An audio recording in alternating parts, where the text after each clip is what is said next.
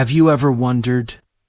You eat oranges and blueberries, golden rice and green kale, but no matter what, your blood is always red. Why? Welcome to Science for Sleep, where we turn life's quietest questions into gentle journeys through the universe of science. Tonight, we invite you to settle in. Dim the lights, let your breath slow, and as you drift toward sleep, let this question rest beside you. Why is your blood red, even though the food you eat is every color of the rainbow? Before we begin, don't forget to like, subscribe, and leave a comment, letting us know where in the world you're listening from. We love hearing from our sleepy scientists. Whether you're in a city that never sleeps or a quiet cabin under the stars, this isn't just a lesson. It's a lullaby of iron and light, of molecules and mystery, because inside you, a story is unfolding. A story written not in ink, but in oxygen and atoms. A story carried through a river of red. We'll explore what blood really is, beyond the surface. Beyond what you see in cartoons or textbooks. We'll meet the quiet hero at its heart. Hemoglobin, a molecule made from stardust metal iron that gives your blood its crimson hue. You'll learn how food becomes fuel, how colors disappear in digestion, and why some creatures have blue or even green blood instead. We'll travel through your lungs, your capillaries, and even your brain, uncovering why red became the universal color of life in humans, and what it reveals about our evolution, our biology, and the quiet brilliance of our bodies. So curl up, breathe gently, and let this bedtime science story carry you. Because even in your sleep, your blood is working. And in its silent journey, it's telling you something beautiful. Let's begin you. Eat the colors of the world. Orange, from a carrot pulled gently from the earth. Green from spinach, curled like paper in the palm of your hand. Purple from blueberries, deep and dusk-colored. Golden from turmeric, red from ripe tomatoes, and the pale, quiet cream of rice. Every meal, a palette. Every plate, a painting, and yet, when you're cut or scraped, or when a nurse draws a vial from your arm, the color is always the same. Red dot, not orange, not green. Not the blue of your blueberry, SMOOTHIE. So where do all the other colors go? This is the mystery we'll begin to unwrap tonight. Gently, like silk from a sleeping form. You tucked beneath your blanket, your heart beating softly, your body full of color, and yet your blood always red. Let's begin with what enters your mouth. When you eat, you're not just feeding hunger. You're feeding trillions of cells, tiny living whispers inside you, each needing energy, each building, repairing, growing. But they don't eat food the way you do. They don't recognize blueberries, or toast, or soup. They need the building blocks, the quiet particles beneath the color. So your body begins its work the moment you chew. Your teeth mash, your saliva starts to dissolve. The stomach churns like a tide pool under moonlight. Enzymes break everything down into smaller and smaller pieces. Sugars, proteins, amino acids, vitamins, minerals, and fats. And color. Color is chemistry too. A carrot's orange glow comes from beta-carotene. Spinach is green because of chlorophyll. Beets bleed red with betalains. Blueberries shimmer with anthocyanins. These pigments are beautiful, but in digestion, they are not sacred. They are torn apart, just like proteins and starches. They're bright, proud. Hues lose their shape in the acid bath of the stomach. They're reduced to simpler molecules, some of them useful, some discarded. The colors you see don't survive the journey. Your small intestine doesn't care what shade your food once was. It cares whether it can use what's left. It absorbs vitamins, electrolytes, iron, calcium, sugars, and passes everything else along the conveyor belt of your inner world. So the green of spinach, it may become magnesium, vitamin K, or fiber, but the color itself fades away. The purple of berries, it may become antioxidants in your bloodstream, but it will not turn your blood violet. By the time your food becomes fuel, it no longer remembers what it once looked like. And yet, your blood always remembers what it is. But what is it really? Blood is not just one thing. It's not just a red river. It's a universe in motion. Imagine it now, gently flowing beneath your skin. In every fingertip, in every eyelid, in every corner of your body. There is blood, warm, alive, complex. It is made of many parts, each playing a quiet role in the symphony of life. There is plasma, a golden liquid, mostly water, where all the other players drift and swirl. It carries hormones, nutrients, waste products, and heat. It's the gentle current beneath the waves. There are red blood cells, millions upon millions, shaped like discs, soft and silent. They are the ones who carry oxygen. They are the ones that make blood red. We'll come to know them deeply in time. There are white blood cells, the guardians. They patrol, they protect. When something invades, they are the first to rise. And then the platelets, tiny fragments, like bits of broken moonlight. They patch and plug, clot and seal. When you bleed, it is they who rush to hold the wound closed. Each part of your blood has a task. Each part is working. Even now, as you listen, as you drift toward sleep and still. The color remains, even though your breakfast was yellow and your dinner was green. Even though you drink clear water or dark coffee, still your blood runs red, because deep inside your red blood cells is a molecule unlike any other. Its name is hemoglobin, and it holds the answer we're seeking. But for now, rest in the knowing that your body is both artist and alchemist.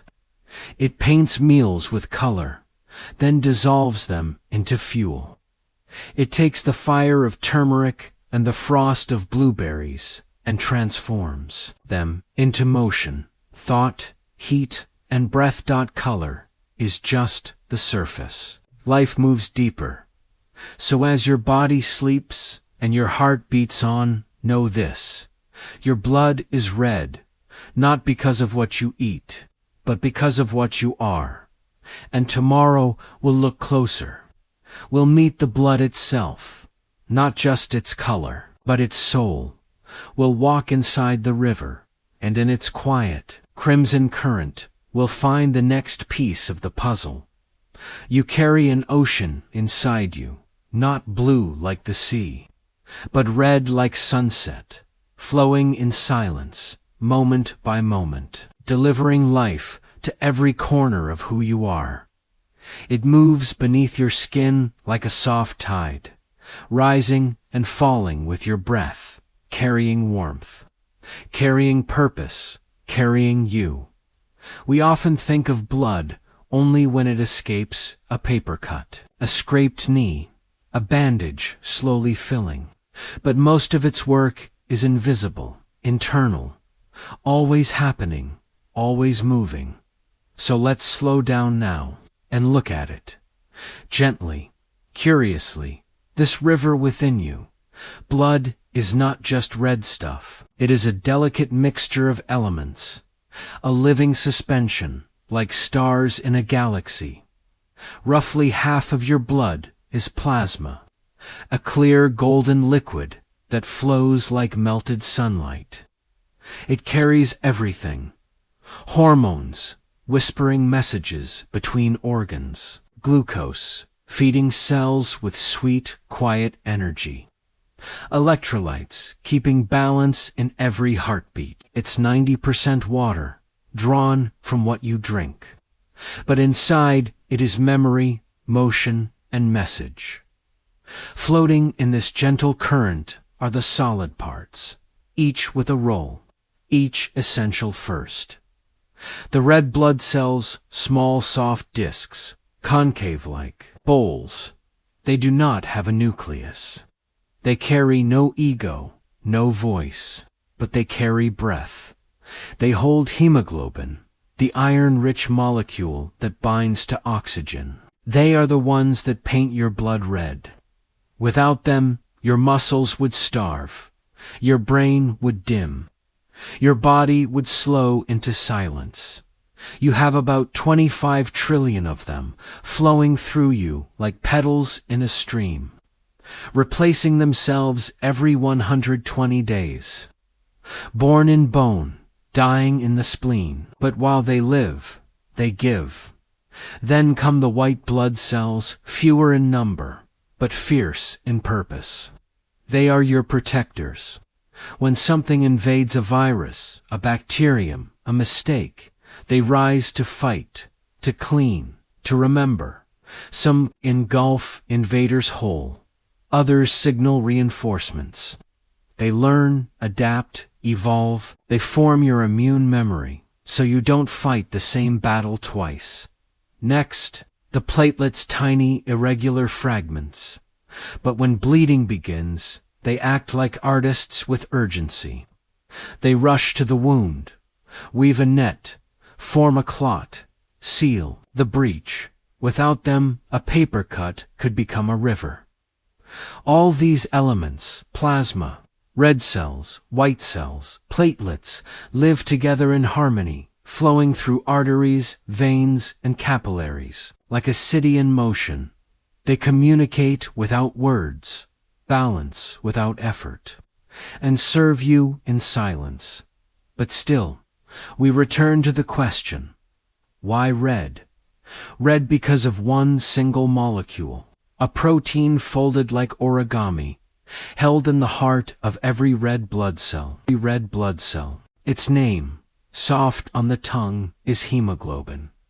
It is made of 4 units, each one carrying an iron atom in the center, and it is this iron that gives blood its signature shade. When oxygen binds to iron, it changes the color slightly, from deep crimson to bright scarlet, a soft shimmer of transformation. This is why the blood in your arteries looks bright red, and the blood returning in your veins looks darker. It is not lack of color, but a shift, a breath given, a breath taken. Hemoglobin is the quiet courier of your life. Each red blood cell carries roughly 270 million copies of it. With every breath you take, oxygen enters your lungs, binds to hemoglobin, and rides through your body like a passenger on a soft current. Wherever cells need it, your fingers, your feet, your thoughts, hemoglobin delivers, and when oxygen is used up, hemoglobin carries away carbon dioxide, returning to the lungs for another exchange. It never complains. It never forgets. It never rests. And yet, it is not eternal. Your body is always making more. New red blood cells are formed deep, within your bones. In the rich red marrow hidden inside, it's there. In the darkness of your skeleton, that your blood is born. There is a quiet poetry in it all. This hidden system that carries your life without sound, without thanks, without fail. So the next time you see blood, don't look away. Look closer. See the sunlight in the plasma. See the breath in the red cells. See the guardians and the builders. See the clot and the current dot. See yourself, because blood is not just red. It is memory. It is motion. It is the whisper of your biology, singing the song of life. And at the center of it all, like a lantern burning quietly in the night, is hemoglobin. In the next chapter, we'll follow that lantern deeper. We'll learn how it works, why it binds to iron, and how this ancient metal-bound molecule connects you not just to your body, but to the stars. Breathe in slowly. Feel the air slip into your lungs. Cool, invisible, quiet. You don't have to think about it. You simply live, and oxygen comes. But how does that breath become life? How does the air outside reach the deepest part of you? Your toes, your fingers, your mind? The answer lies in a molecule that floats within you by the trillions. It is humble, it is tireless, and it is the reason your blood is red. Its name is hemoglobin. Let us meet it now, gently, like a whispered introduction. This is no ordinary protein. This is a miracle of shape and purpose, a folded design that has carried breath for over 1 billion years. Each red blood cell in your body carries millions of hemoglobin molecules, not just 1 or 2, but hundreds of millions, packed in like ice stars in a galaxy. Look closer, and you'll see its design, a structure made of 4 parts, each shaped like a soft cradle, each able to hold one tiny, weightless thing, oxygen, and in the heart of each part, right at the center, is a single atom of iron, the ancient metal, iron, born in stars. Iron, the reason hemoglobin works, iron. The reason your blood runs red. This iron sits quietly, like a hearth inside a home. When oxygen enters your lungs, it meets hemoglobin. It binds to the iron, lightly, gently, and for a moment, they dance together. This binding changes hemoglobin's shape. It opens like a flower. It holds on to the oxygen tightly enough to carry it, but softly enough to let it go. That's the magic, a balance between grip and release, between holding on and letting go. Hemoglobin travels through arteries, past bones, through muscles, under skin, carrying oxygen to every cell that calls for it. And when it arrives, it listens. Where oxygen is needed, it lets go. The bond loosens. The oxygen slips away and enters the cell. Then, like a fairy turning back at dusk, hemoglobin picks up carbon dioxide, the waste gas, and begins the return journey to your lungs, where the cycle will begin again. Breathe in, breathe out, and hemoglobin turns like the tide, carrying life, carrying away what is no longer needed. But beyond its function, there is its color. When oxygen binds to iron, it changes how light reflects off the molecule. It becomes bright, vivid, scarlet. This is the color of oxygen-rich blood, the blood that flows from your lungs to the rest of your body. But once the oxygen is delivered, hemoglobin darkens. It becomes a deeper, duskier red, the color of blood in your veins, returning, ready to refresh.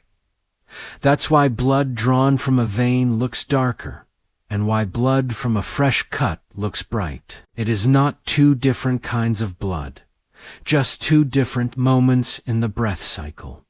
And this is why your blood is not green, or blue, or violet, but red, because hemoglobin, and the iron it holds, interacts with light in this very specific way. Because evolution chose this molecule, this shape, this metal, to carry the most essential element of life, And hemoglobin has done this for a very long time, long before you were born. Before humans, before mammals, before fish. Simple life forms in ancient oceans evolved this iron-bound molecule to survive. In water rich with oxygen, it was efficient. It was beautiful. It worked, and so it stayed, through millions of years, through endless generations. It was passed on, a secret, kept in blood. You carry it now, just like they did. You, a walking constellation of red cells, each glowing quietly with iron and light. There is poetry in this, though hemoglobin does not speak. It does not feel, it does not know, but it moves within you like a chorus of lanterns, each one carrying breath, each one glowing red because of the iron at its heart. And where does this iron come from?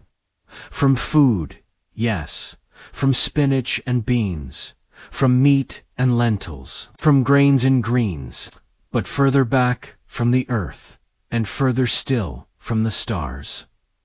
In the next chapter, we'll follow that trail. We'll leave the body for a moment and look into the past, to the cosmic forges that created iron, to the way it settled into planets, to how it found its way into your blood. But for now, as you rest, know this. With every breath you take, hemoglobin is waiting, ready to catch the air, to cradle it like a whisper, and to carry it where it's needed most. It is small, it is silent, and it is why your blood is red. Close your eyes. Drift deeper, beneath your skin, beneath the breath, beneath the blood. There is a metal older than Earth itself. Its name is iron, and you carry it in every heartbeat, not just in the tools we shape, or the rails and bridges of the world, but in your blood, your bones, your breath. Each molecule of hemoglobin, each red blood cell moving silently through you, holds iron at its center, a tiny atom of weight and light.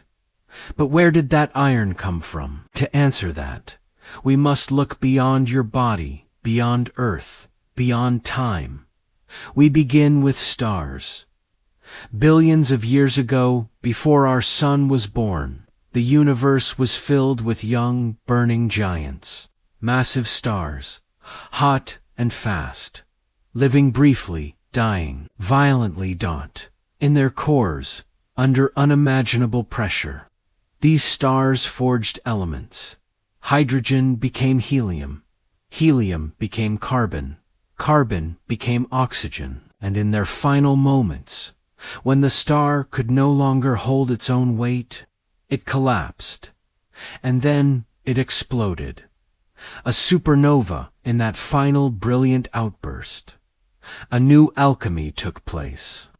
The force of the explosion crushed atoms together, creating heavier elements: gold, silver, uranium, and iron. Iron was born in those violent deaths, forged not in peace, but in the final breath of a star. The universe scattered this iron like ashes. It drifted across space, specks of metal, seeds of planets. Some of it landed on Earth. 4.5 billion years ago, as our planet was forming, the Earth became rich with iron in its core, in its crust, in its soil. Iron sank deep and rose high, circulating through stone and sea dot, and life began in ancient oceans. The first cells floated, simple and soft, searching for survival. And when oxygen appeared, a new, dangerous, reactive gas life had to find a way to use it. That's when it happened.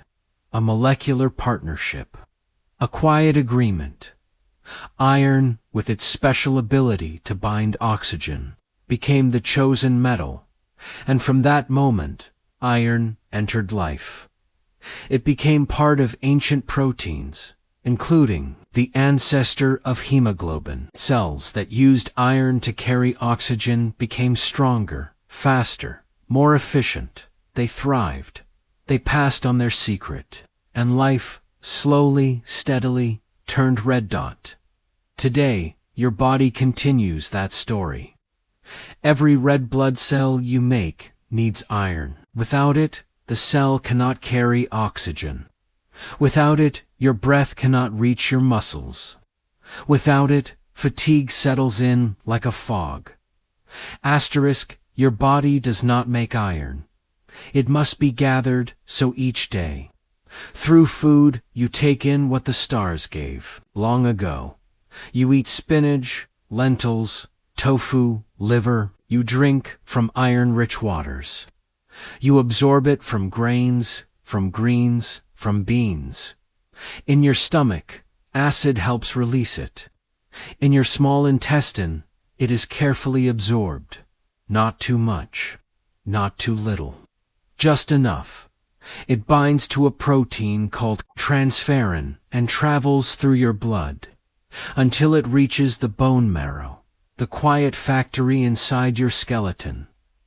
There iron is built into hemoglobin. The metal and the molecule join hands, and a red blood cell is born. But the cycle does not end. Red blood cells live for about 4 months. Then they are broken down.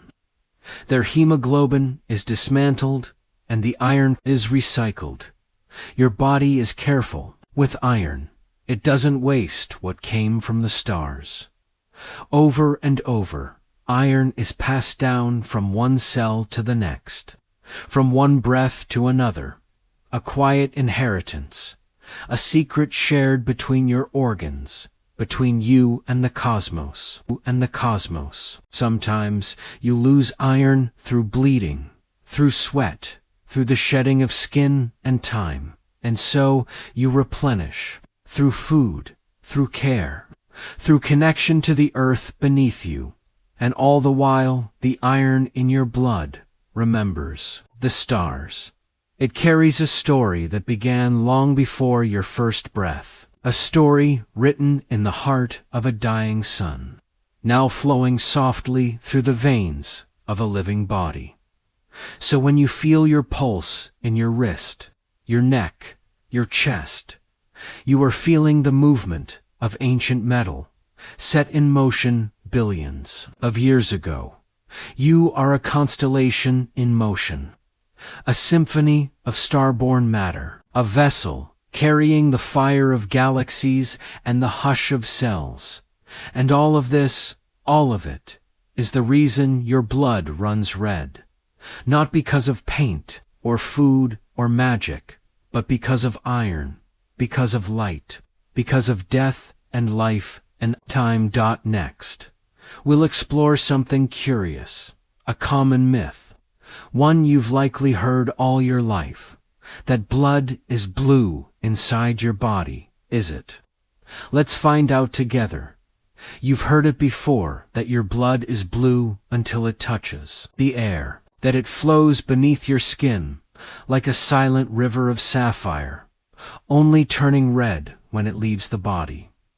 You may have looked at your wrist, at the soft blue lines beneath your skin, and thought, yes, that must be true. But tonight, under soft blankets and a sleeping sky, let's gently untangle that myth. Because your blood is never blue. Not now, not ever. So why does it look that way? And what do those blue lines really mean? Let's begin at the surface. Place your hand over your heart. Feel the gentle pulse of life. Now look at the veins on your wrist, bluish, pale, winding like riverbeds beneath the skin. It's easy to believe they carry blue blood, but what you see is not what it seems. Color is a trick of light. When sunlight or lamplight hits your skin, it scatters. Some wavelengths penetrate deeper than others. Red light, with its long waves, travels far beneath the skin. Blue light, with shorter waves, scatters more easily. Now imagine light diving into your skin, bouncing between layers of tissue, reaching blood vessels and returning to your eyes. On its way back, some of that light is absorbed, some escapes, and because blue light scatters more, it reflects back to your eyes from those shallow veins near the surface, and so they appear blue. But inside them, your blood remains red, a deeper, darker red than you see from a cut. Yes, but red nonetheless. You see red blood cells. Those soft, silent carriers hold hemoglobin, and, at its core, iron. This iron binds to oxygen, and when it does, it glows bright like scarlet velvet. That's the blood in your arteries, the vessels carrying oxygen-rich blood from your lungs to your organs and tissues. Once the oxygen is delivered, the red blood cells carry carbon dioxide back through your veins to the lungs again. In this state, the hemoglobin changes slightly. Its shape shifts, its reflection deepens. It becomes a darker, richer red, not blue, not purple, just deeper dot. So why does the myth persist? Part of it is simple. The veins look blue, and part of it is imagination. We like mystery, we like color, and so we tell ourselves stories. But in truth, even in your darkest vein, even in the shadows of your body, your blood is always red dot. Now let's take a moment to explore a curious twist. Because while your blood is red, not all creatures share that color. Some animals do have blue blood, real blue, not a trick of the eye, but a difference in chemistry. Let's meet one of them, the octopus, in the cold, oxygen depths of the sea. The octopus thrives with a different solution. Its blood uses copper, not iron, to carry oxygen instead of hemoglobin. It uses hemocyanin, a molecule that binds oxygen with copper atoms. And when oxygen touches copper, the blood turns a stunning shade of blue dot. Not metaphorical, not imagined, truly, deeply blue dot. This is not better or worse, just different. An adaptation shaped by evolution, by temperature, by habitat, by the demands of a watery world in your body. Hemoglobin and iron are ideal, efficient, responsive, powerful. But in the sea, for some, copper is the better metal. Some worms, too, have green blood, thanks to a molecule called chlorocrurin, which binds oxygen and reflects green light. Others, like sea squirts and certain beetles, have blood that glows, purple or violet, each the result of different proteins, different metals, different paths. And yet, here you are, a creature of land and breath and stardust, with blood that burns red beneath your skin. Because iron chose you and you chose it.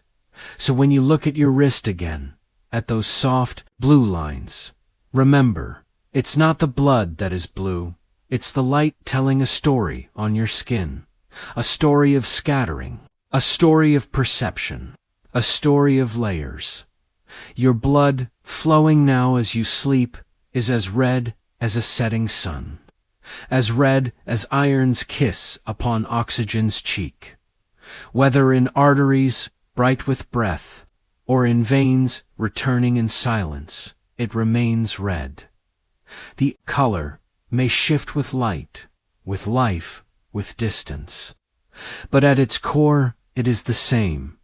It is red because of hemoglobin, red because of iron, red because of stars dot and red, because that is the color of the life you carry. Next, we'll return to the food you eat, to the colors you swallow, orange, green, purple, gold, and ask, what happens to those colors once they enter the body? Why don't they color your blood? Why do they disappear? Let's enter the quiet mystery of digestion. You begin with a bite, a mango, golden and dripping, a beet deep as wine, a salad of green leaves, tinged with violet veins. On your plate, a garden of color. On your tongue, a story of taste. But where do those colors go? You swallow, and just like that, they vanish. The orange does not reach your fingertips. The purple does not tint your veins. Your blood, as always, remains red dot. So what happens to the colors we eat? Do they dissolve? Do they fade? Or do they become something? Or, let's take the journey inward, from mouth to cell, from pigment to purpose, from brightness to biology.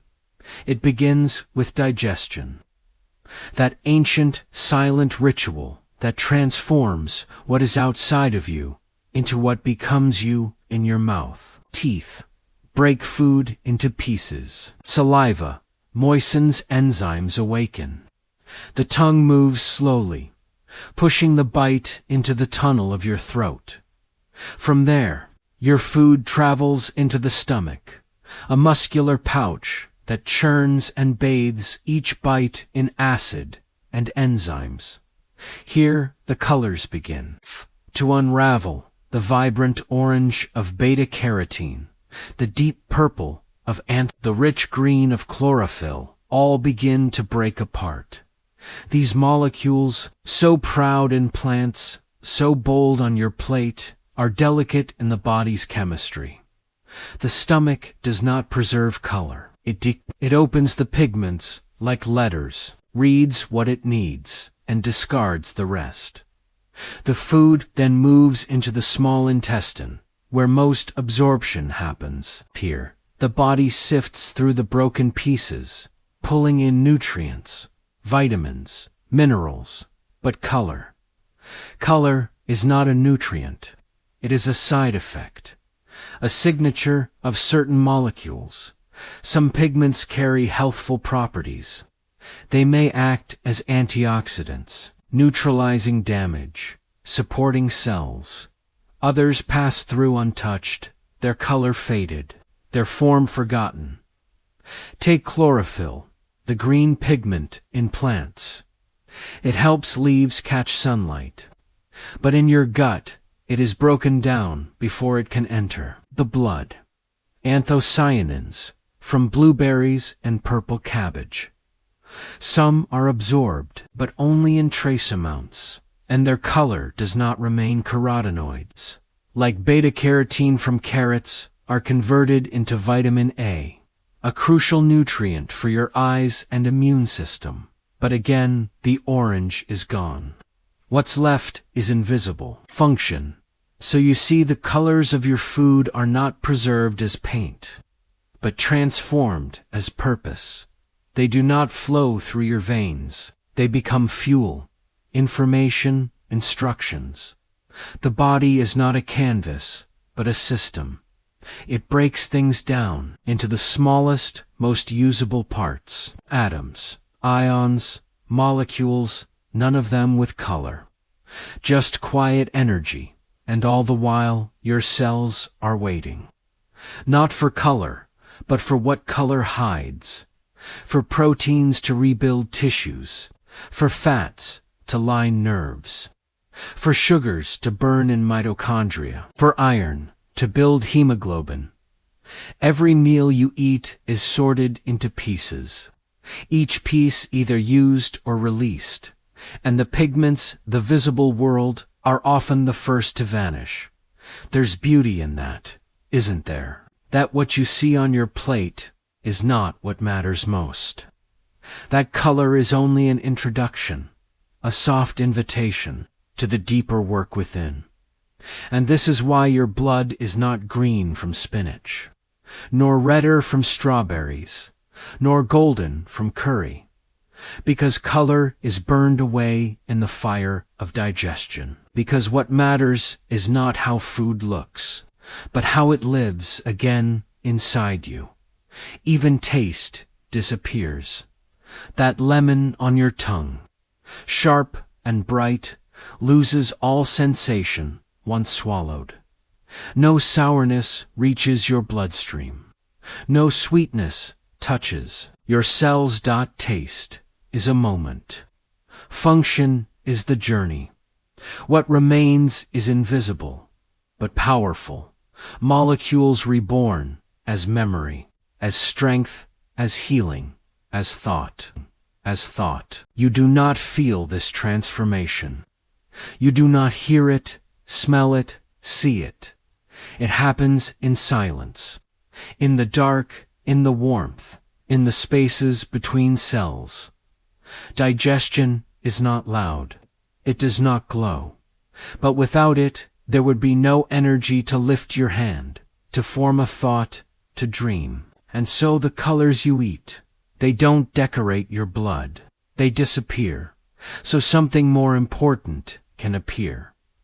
What's left is not orange, or red, or blue, but breath, motion, renewal, a soft transformation, a quiet alchemy, and the red in your blood. It is not borrowed from a beet or stolen from a strawberry. It is born of iron, joined with oxygen, held by hemoglobin, carried in silence through the rivers of your body. In the next chapter, we will follow oxygen itself from the breath you take. To the cells that wait, we will watch red blood cells catch it, hold it, and let it go. A journey without sound, but filled with meaning. The invisible partner in the color of life. You breathe in, but you do not think about it. Air flows through your nose, down your windpipe, into the open branches of your lungs. It happens without sound, without color, without ceremony, yet every breath carries a silent treasure. Oxygen, the invisible partner in the color of life. Let us follow it now. This clear, weightless molecule, as it leaves the sky and becomes part of you.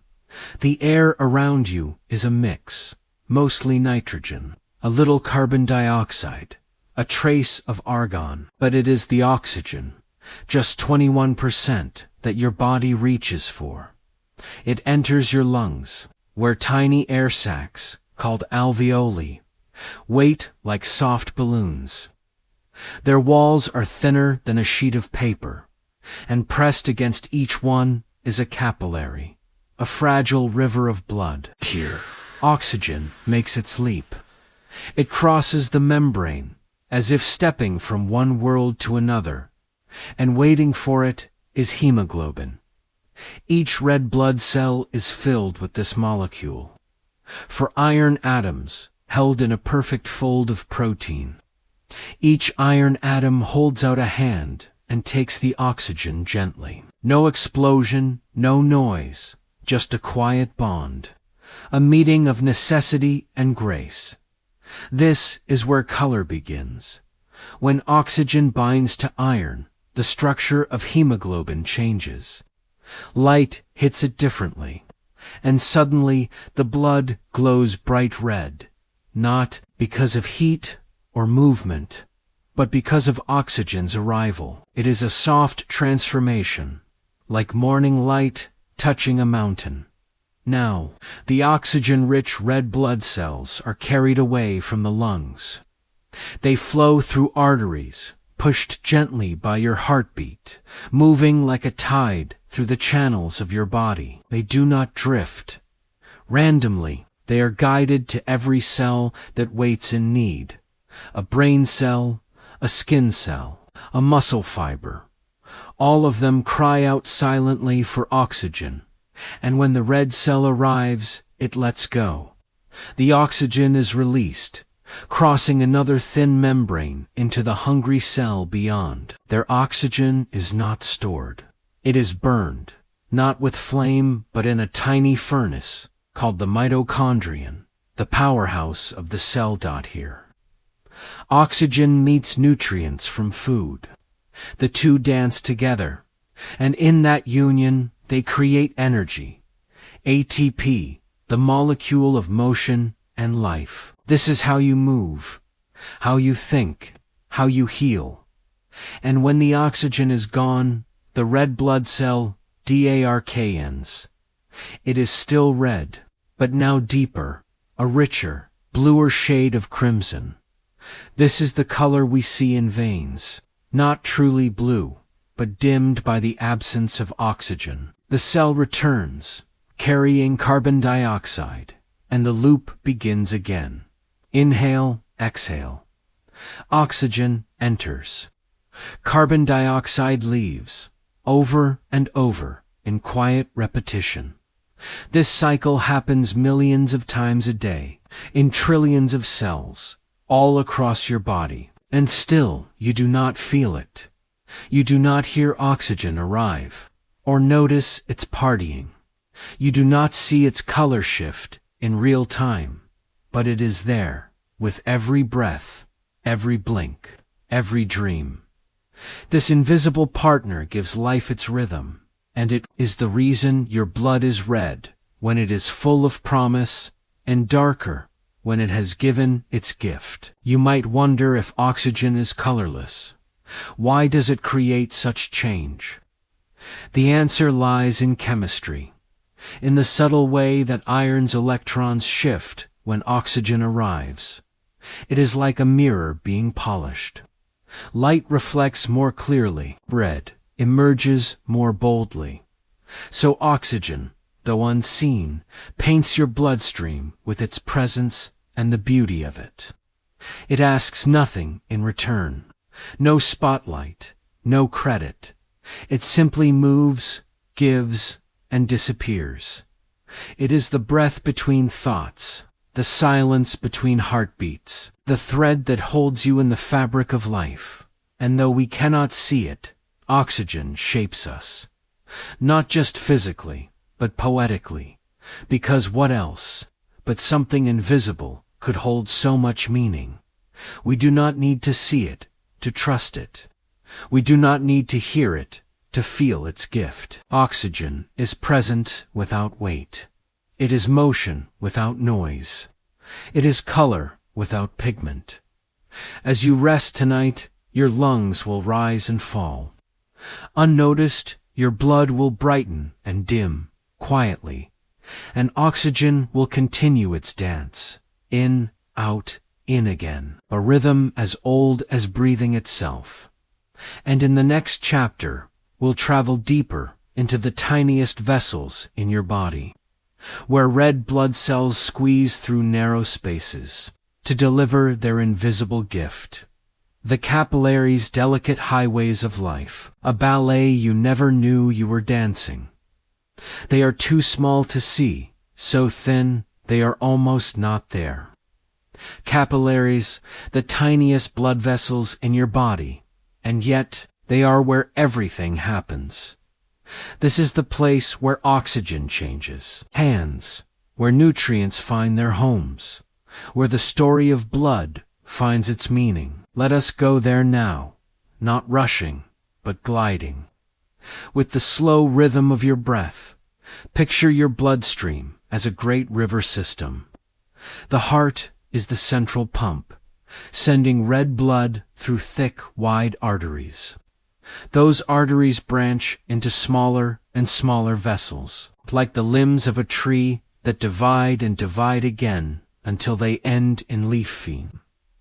Filaments, those filaments are the capillaries. They are so narrow, so delicate, that a red blood cell must fold itself to squeeze through. Here, in these threads of life, the orchestra begins. Each red cell travels in single file. No crowd, no rush. Just a quiet procession through a corridor of purpose. And in the walls of these vessels, as thin as a whisper, magic happens. Oxygen carried all this way from your lungs now crosses the barrier. It slips through the wall and into the waiting cells of your muscles, your skin, your nerves. In return, carbon dioxide, the waste of your energy, passes back into the bloodstream. This give and take happens silently, millions of exchanges every second, like notes in a symphony. You feel none of it, but it sustains your every thought, every motion, every dream. The capillaries are everywhere, twisting through your eyes, woven into your fingertips, creeping quietly through your brain. If you were to stretch them out, just your own capillaries would measure over 60,000 miles, enough to wrap around the earth twice, and all of it inside you. Let's linger here. Feel the pulse slow, a heartbeat, a push. The red blood cells move forward like dancers on a narrow stage. They carry nothing heavy, just molecules, oxygen, nutrients, messages, but they carry them with perfect timing. It is not chaotic. It is not random. It is music. The heart plays percussion. Lube-dub, the lungs join with breathy rhythm. And in the capillaries, the strings come alive. Each note, a cell nourished. Each beat, a message delivered. Each pause, a quiet moment of balance. There are moments when you can almost feel them, when your hand tingles or your skin warms in the sun. That's blood flowing to the surface. That's capillaries opening, adjusting, responding to your world. They are not rigid, they are intelligent. Capillaries can constrict when you are cold, preserving heat for your core. They open wide when you are warm, letting excess heat escape. They adapt, they learn. They serve dot, and within them, your red blood cells continue their journey, passing on oxygen, picking up carbon dioxide, heading back toward the lungs to release and renew. Why are capillaries so narrow? Why does the body make the journey so tight? Because closeness is everything. Only when a cell is near a capillary can it breathe, can it eat, can it heal. The narrowness ensures that no cell is ever too far from the flow of life. It's like a delivery system that reaches every door, even the smallest, quietest ones. A cell in your toe or behind your eye receives the same oxygen as one near your heart. That is the wisdom of the capillary web. And still, it happens in silence. There are no fanfares for these dancers, no headlines for this delivery. Yet it is in these vessels that your body becomes itself. The capillaries are the meeting place of inner and outer, of sky and skin, of breath and being. You might never see them, but they write your life, one exchange at a time. As your body rests now, your blood still moves. The orchestra plays on, even as your thoughts drift away. Your red cells move in harmony with vessels thinner than a hair, guided by invisible signals, timed by a beat you cannot control.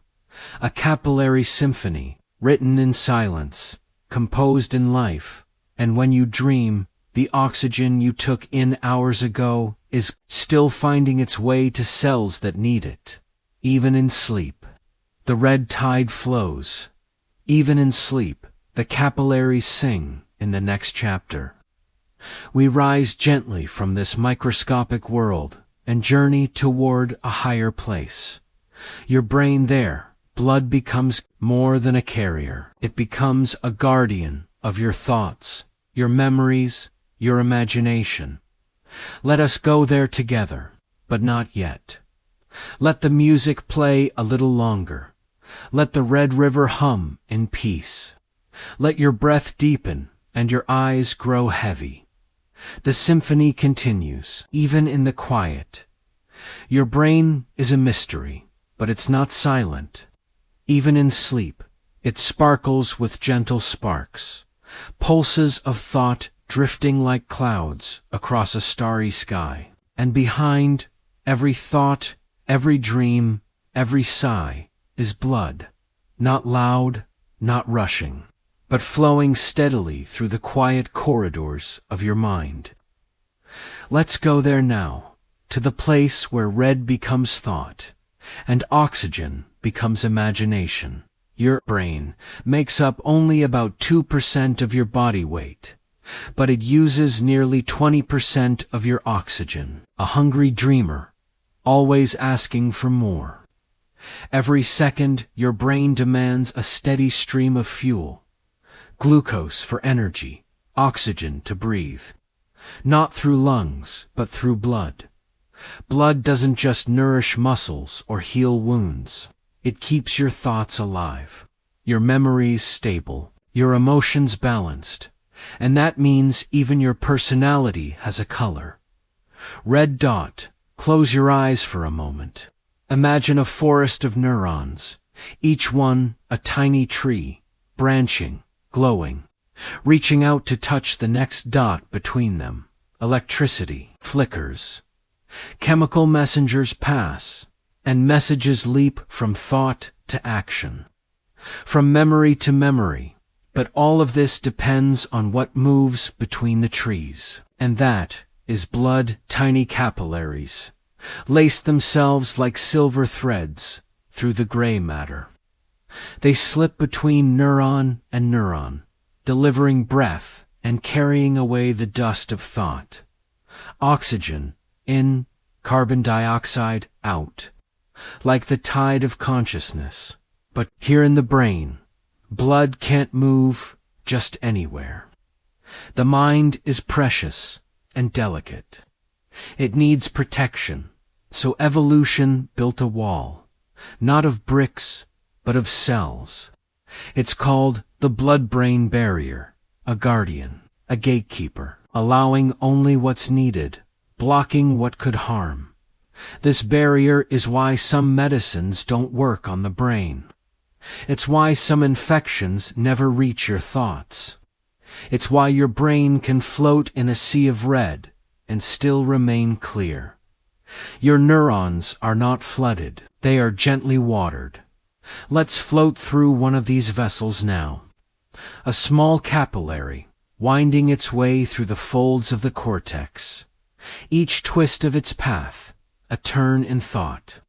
Each pulse of red, a whisper of knowing. Here comes a red blood cell, still glowing faintly from its journey through the lungs. It folds itself, squeezes through the capillary, and releases its oxygen to a hungry neuron. That neuron might help you remember a name, or feel a spark of joy, or dream of flying. And then the blood cell drifts on, darkening as it carries away carbon dioxide, back toward the lungs, where the trade will happen again, over and over. As you learn, as you sleep, as you dream, even your feelings, your emotions depend on blood. Stress, fear, love, calm, they're not just ideas. They are chemical events tied to hormones which move through blood. When you feel afraid, your heart races pumping blood faster to your brain. When you feel loved, warmth spreads, your vessels open. Your body listens to your mind, and your mind listens to your blood and iron. The ancient metal, it's here too. The brain needs iron to make neurotransmitters like dopamine and serotonin, which shape your mood, your focus, your sense of self. Without iron, your thoughts might slow, your memory may fade, your sleep may become restless. Too little iron, and the orchestra of your mind loses its harmony. And so your body guards it, stores it, feeds it to your brain in careful doses through blood. And yet, even in all this complexity, you feel none of it. Not the exchange of gases, not the chemical reactions, not the rhythmic feeding of your neurons. You just sit and think and feel and drift, and behind the scenes, blood moves quietly, like a librarian in a hushed hall of thoughts. Now let's imagine one last thing. A moment from earlier in your day, a memory, something small, maybe a smell, a conversation, a color dot. To recall it, your neurons fire. Your brain lights up, but behind that light was a red cell carrying oxygen to a synapse and iron, helping signals jump between cells, and glucose, feeding the brain's need for energy. Memory isn't magic, it's chemistry, it's color, it's blood, and so, even your dreams are tinted red. Not in the images, but in the quiet flow that makes them possible. The blood in your brain is the breath of your thoughts, the root of your wonder, the hum beneath your imagination. As you lie here now, your brain is gently humming. Oxygen slips in, carbon dioxide flows out. The neurons rest, or flicker softly, and the blood moves on. In our next chapter, we drift away from the human body and into the strange waters of the animal world, where blood is not always red. We'll meet octopuses with blue blood, worms with green, and discover how evolution wrote many colors into the language of life. But for now, let your mind rest. Let the blood in your brain sing you softly into sleep. It's always there, flowing, nourishing, thinking with you, even as you dream. You've learned that your blood is red, rich with iron, bound to oxygen, glowing quietly beneath your skin. But what if we told you not all blood is red? Imagine diving into the deep sea, where light fades and the world changes color. There an octopus floats, soft and alien, with blood that runs blue, or wander through the damp earth, where certain worms tunnel through the soil, with blood as green as forest leaves, and in the tide pools. Tiny creatures pulse with violet streams inside. This is the kaleidoscope of blood, a spectrum painted by evolution. Tonight, we explore those hidden hues, the blues, greens, and purples of life. Let's start with the octopus. A soft-bodied genius, slipping through coral caves, changing color at will, but inside, its blood is blue. Not a trick of light, a chemical truth. While your blood uses iron to carry oxygen, the octopus uses copper. Its blood contains a molecule called hemocyanin, a name that means blue blood. When oxygen binds to copper, it forms a rich, deep blue dot. It's not just beautiful, it's useful. Copper-based blood works better in cold environments and in places with low oxygen, so evolution chose blue. For a life spent drifting in the chill dot, now surface from the sea and walk through damp forest earth. Beneath your feet, tiny worms like the earthworm have blood that is green, not because of copper, but thanks to chlorocrurin, a molecule similar to hemoglobin, but slightly different in structure. This molecule also carries oxygen, but reflects a green tint instead of red. Some worms even have blood that changes color depending on how much oxygen it holds: green when resting, pale when working. Nature is never limited to one answer. It experiments, it adapts. And then there are the creatures of wonder, the tunicates, sea squirts, and certain marine worms, whose blood shimmers violet or purple. Their secret, a metal called vanadium, found only in trace amounts in humans, but gathered intentionally in these creatures. Scientists still puzzle over why.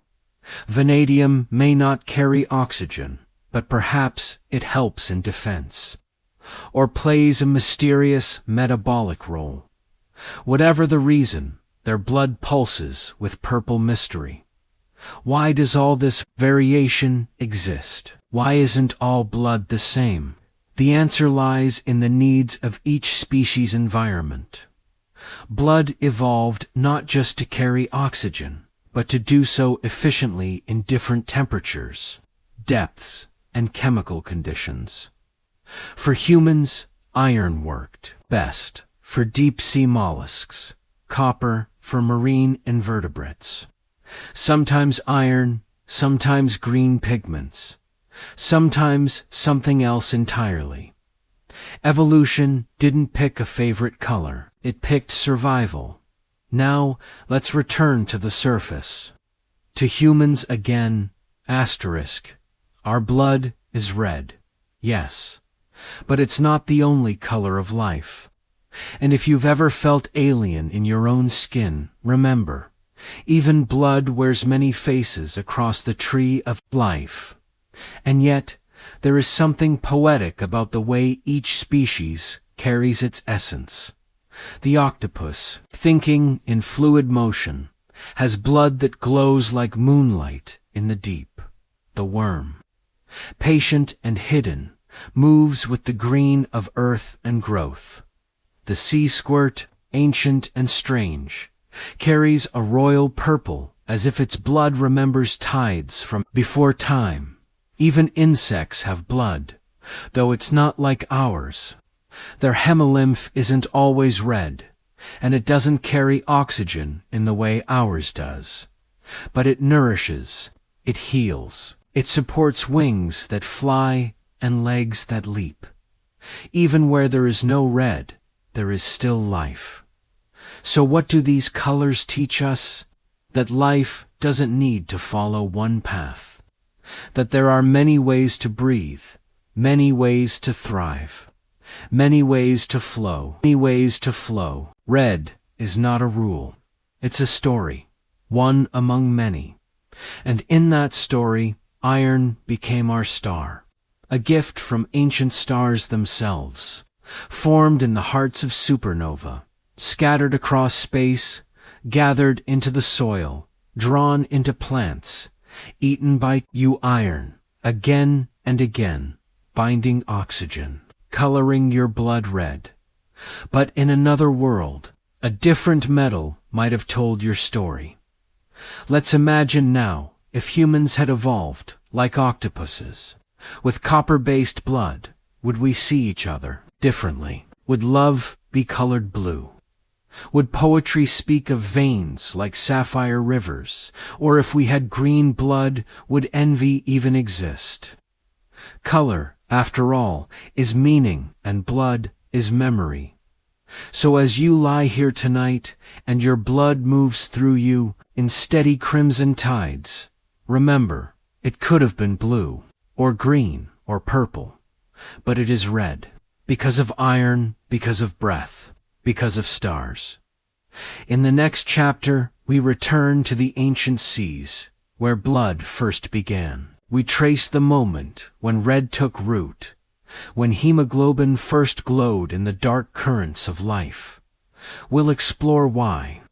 Out of all the colors in the cosmos, red won the race for life in humans. But for now, close your eyes and dream of creatures with blue hearts, green thoughts, and violet dreams. For blood has many colors, but life in every hue is a miracle. Why is your blood red? It's not just because of iron. It's not just because of hemoglobin. It's because of time. Time that stretches back across oceans, back through the spiral arms of evolution, to a world where red had not yet been chosen. Let's begin at the beginning, not just the beginning of humans or even animals, but the beginning of breath itself. Long ago, Earth was a world without oxygen, a silent planet, covered in seas too dark for red dot.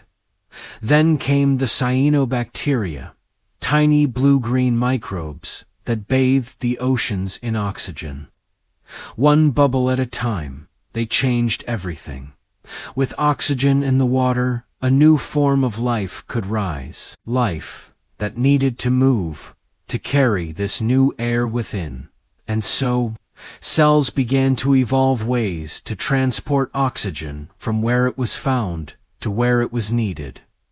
This is where blood began.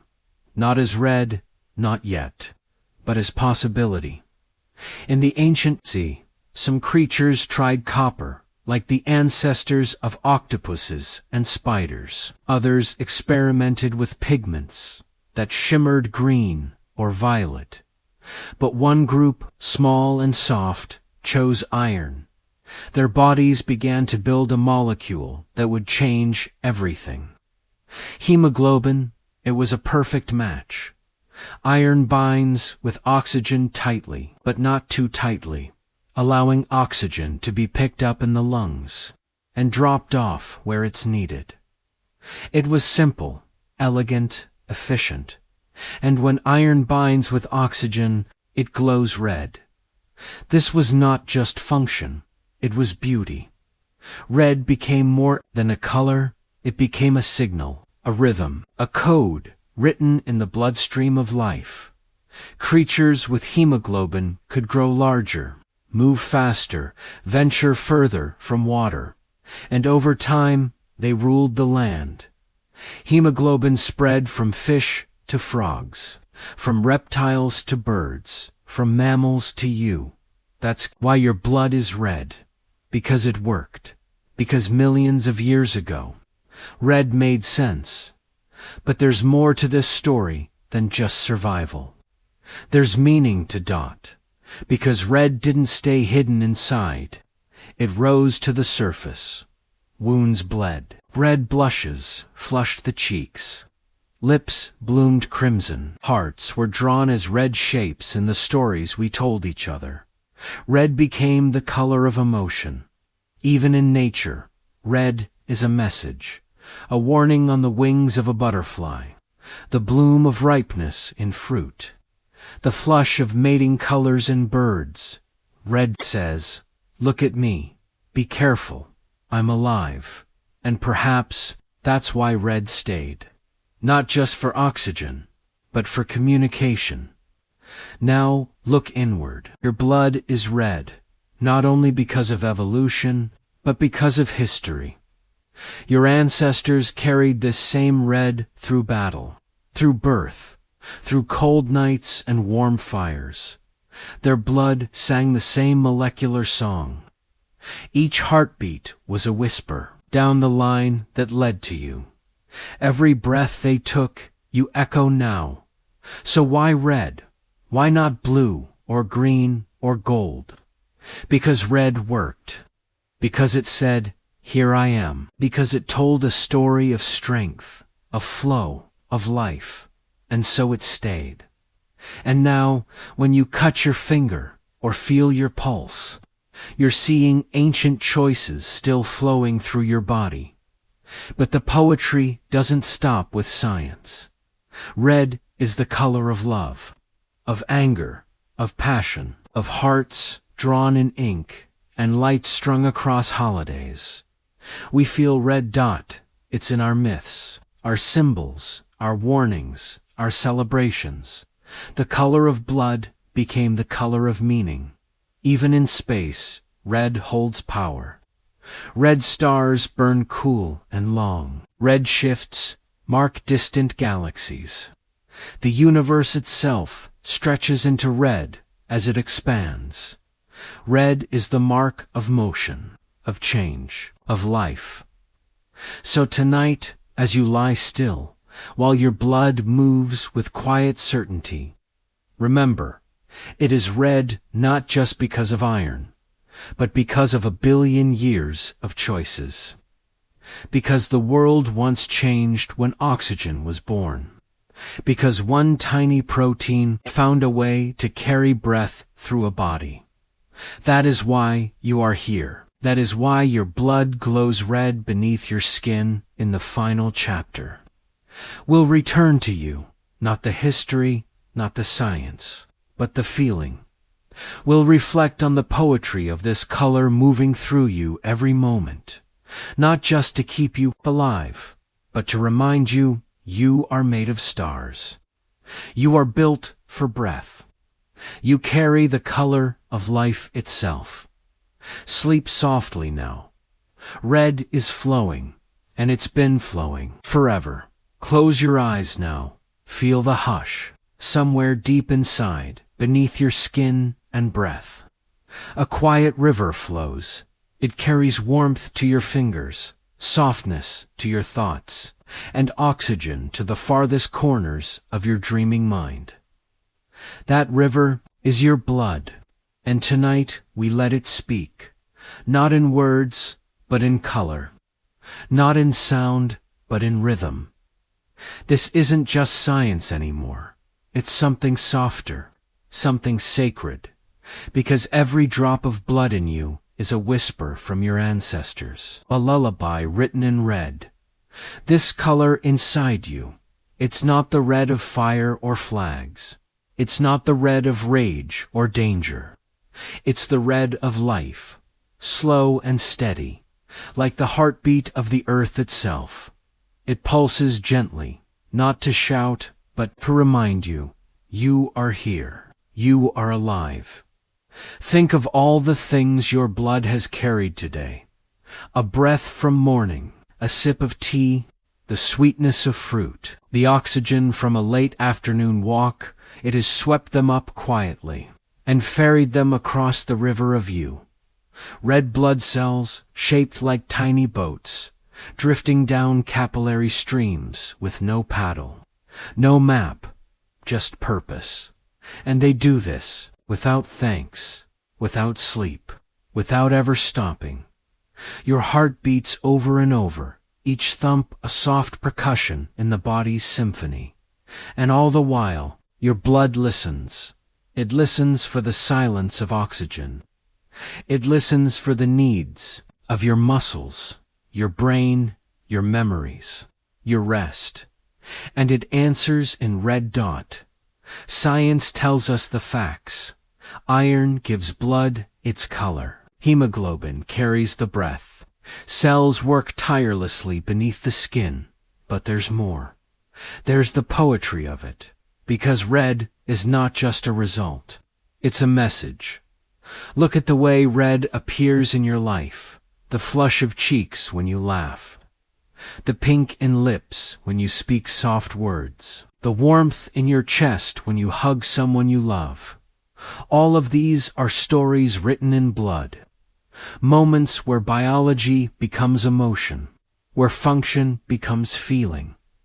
Red is the color of connection, between cells, between people, between heartbeats.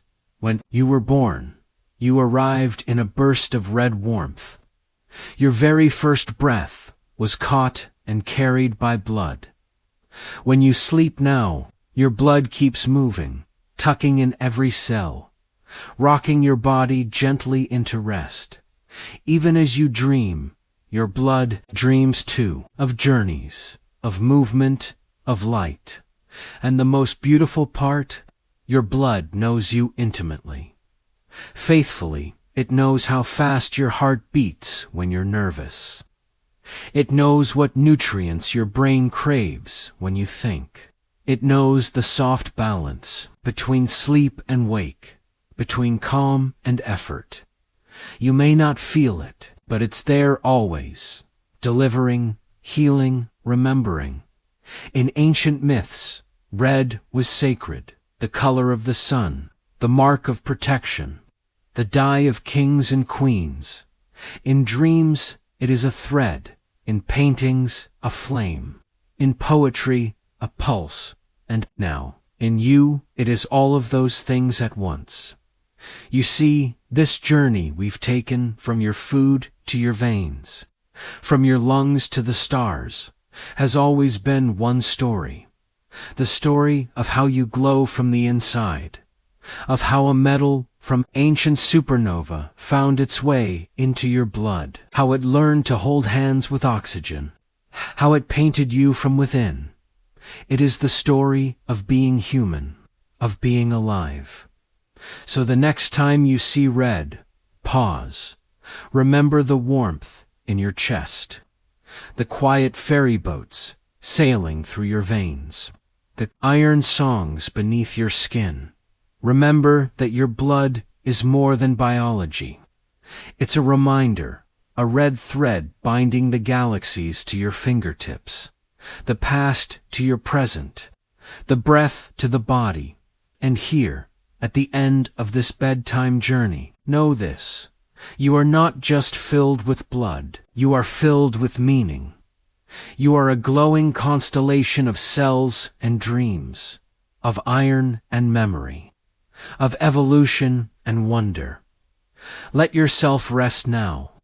Let your heart slow. Let the red within you rock you gently to sleep. You have listened, you have learned, and now you are allowed to simply be. A body of many colors eaten, but one color flowing red.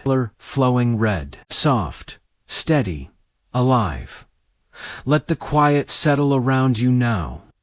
You've traveled far tonight, from the color of carrots and kale, to the whisper of oxygen in your lungs, to the iron memories pulsing inside your veins. And yet, you're still here, breathing, resting, alive. You came with a question, a simple one at first glance. Why is our blood red when we eat all kinds of colors? But now you know that red is not a coincidence, not a trick of light or chance. It is a signal, a purpose.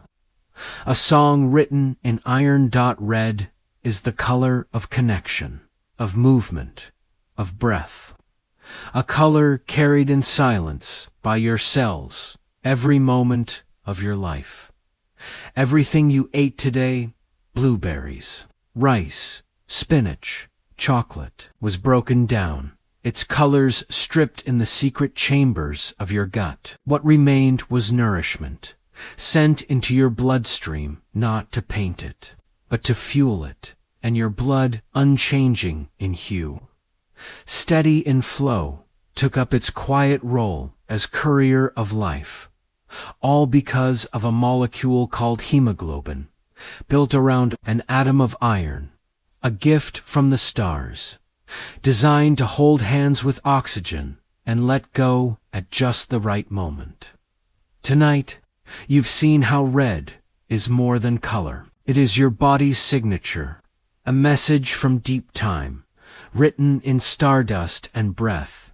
You've learned about the octopus with blue blood, the worm with green, and how evolution chose red for us, not because it is beautiful, but because it works beautifully. And now that you know, doesn't the world feel a little softer, a little more wondrous? Doesn't your body, this quiet miracle you live inside, feel more like home? We hope you'll carry this feeling into your dreams. That this journey through biology and starlight, through cells and poetry, has brought you both knowledge and calm before you drift off completely. We'd love to hear from you. What color did you think your blood was before this video? Leave us a comment below. We read every one, from sleepy cities to quiet countryside. And we love knowing where in the world you're listening from. And if this bedtime journey soothed your curiosity, please take a moment to like this video, subscribe to our channel, and share this story with someone you care about. Because wonder, like blood, flows best when it's shared. You are made of stars. You are painted in red. You are more extraordinary than you've ever been told. Thank you for joining us, sleepy scientist. May your dreams be soft, your thoughts gentle, and your blood steady in its timeless work. Good night and good rest.